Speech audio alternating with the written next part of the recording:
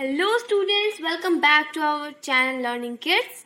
आज मैं आपको प्रेजेंट इंडेफिनिट का जो पार्ट छूट गया था हमारा इंट्रोगेटिव सेंटेंस का, वो आज हम इसमें पूरा कर देंगे और आपको मैं हिंदी टू इंग्लिश ट्रांसलेशन भी सिखाऊंगी बहुत ही इजीएस्ट मेथड से। तो चलो स्टार्ट करते हैं हमारा इंट्रोगेटिव सेंटेंस।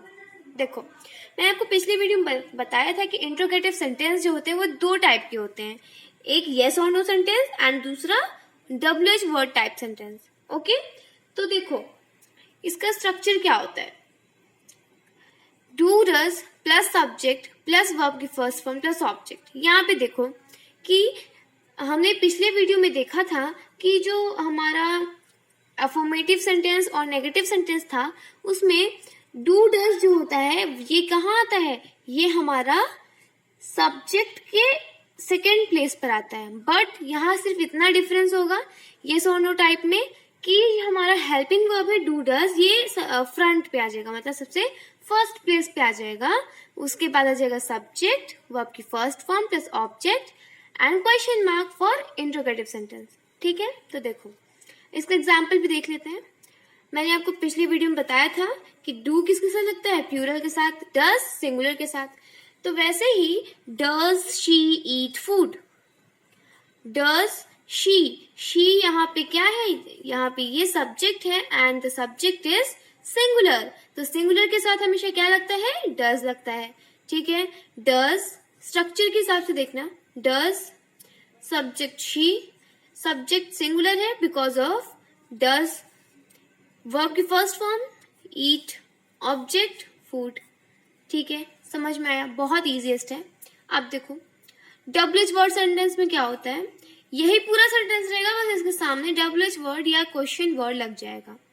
तो देखो क्वेश्चन वर्ड WH वर्ड दोनों एक ही ये चीज है, plus do does plus subject plus verb की first form plus object plus other word. ठीक है, तो देखो यहाँ पे अदर वर्ड सब में लगता है, अदर वर्ड मतलब और भी सेंटेंस बड़े बड़े जो होते हैं उनको अदर वर्ड आ जाते हैं, इसके ऑब्जेक्ट के बाद जितने भी सेंटेंस हैं वो अदर वर्ड कहते हैं। ठीक है, आप लिख भी सकते हो स्ट्रक्चर में, नहीं भी लिख सकते हो, कोई बात नहीं। देखो अब इसका देखो, यहाँ पर वाई क्या है, वाई यहाँ पे एक क्वेश्चन वर्ड है एक WH वर्ड है, दोनों एक चीज है, वाई लग गया फ्रंट पे। डू डज लगा, क्यों, क्योंकि सब्जेक्ट जो है शी यहाँ पे सब्जेक्ट है ना, सब्जेक्ट है ना, यहाँ पे हेल्पिंग वर्ब है तो सब्जेक्ट सिंगुलर है इसीलिए डज लगा। उसके बाद हमारा क्या है, वर्ब की फर्स्ट फॉर्म है ना, वर्ब की फर्स्ट फॉर्म पे बाय लगा। उसके बाद हमारा ऑब्जेक्ट है, ऑब्जेक्ट यहाँ पे क्या है, ब्रेसलेट, OBJ। ठीक है, यहाँ पे अदर वर्ड नहीं लगा है तो हम नहीं लिखेंगे, और question mark plus, question mark is very important in interrogative sentence. ठीक है, अब देखो अब यहाँ पर हमारा प्रेजेंट इंडेफिनिट कंप्लीट होता है। अगर आपने मेरी पिछली वीडियो नहीं देखी प्लीज जाके पहले उसको देख लीजिए। ठीक है, तो आपको समझ में आ जाएगा पूरा प्रेजेंट इंडेफिनिट। तो देखो अब मैं आपको क्या पढ़ाऊंगी, अब मैं आपको ट्रांसलेशन करवाऊंगी प्रेजेंट इंडेफिनिट टेंस का हिंदी टू इंग्लिश। ठीक है, तो देखो यहाँ पे देखो, यहाँ पे मैंने बहुत सारे सेंटेंस दिए हैं, कम से कम 5 दिए हैं। तो 5 सेंटेंस, ये 5 सेंटेंस पूरे प्रेजेंट इंडेफिनिट के हैं। यहाँ पे मैंने आपके हिंट के लिए स्ट्रक्चर भी दे दिया है, अगर आपको इसको ट्रांसलेट करना है तो आपको स्ट्रक्चर बहुत इंपॉर्टेंट है पढ़ना। ठीक है, तो देखो पहला हमारा सेंटेंस है सीता बाजार जाती है। क्या है, सीता बाजार जाती है। तो यहाँ पे आपको ये पहले ही पता चल जाएगा, मैंने आपको बताया था कि इसकी जो पहचान होती है प्रेजेंट इंडेफिनिट की वो क्या होती है, वो ता है, ती है, ते है ना। तो ये होता है क्योंकि प्रेजेंट है ना इसीलिए है लगता है, और ता ती ते, ता है, ती है, ते है। ठीक है, यहाँ पे देखो लास्ट में क्या है, यहाँ पे लास्ट में है ती है। तो यहाँ पे आप समझ जाएंगे सीता बाजार जाती है, it is so simple sentence. So आप समझ जाएंगे कि अफर्मेटिव सेंटेंस है। ठीक है, अफर्मेटिव सेंटेंस का मैंने आपके हिंट के लिए यहाँ पे स्ट्रक्चर भी लिख दिया है पूरा, इस स्ट्रक्चर के अकॉर्डिंग हम इसे ट्रांसलेट करेंगे। तो देखो सबसे पहले हमारा सब्जेक्ट आता है, सब्जेक्ट यहाँ पे क्या है, सब्जेक्ट किसकी बात हो रही है, यहाँ पे सीता की बात हो रही है, तो यहाँ पे सीता सब्जेक्ट है। तो सीता की इंग्लिश लिखेंगे, है ना। सीता बाजार जाती है, यस और यस प्लस वर्ब की फर्स्ट फॉर्म, यहाँ पे वर्ब क्या है, जाना, तो क्या हो जाएगा, गो, और गो के साथ क्या लगता है, ईएस लगता है कि एस लगता है, ईएस लगता है। Sita goes plus object, goes to market, full stop. समझ में आया, कितना सिंपल था। सेकेंड सेंटेंस देखते हैं। अब यहाँ पे देखो, राम और सीता बाजार जाते हैं। यहाँ पे क्या बोल रहा है, राम और सीता बाजार जाते हैं।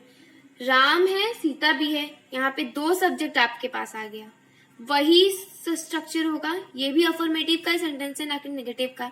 नेगेटिव में अगर होता तो यहाँ पे नहीं आ जाता, है ना।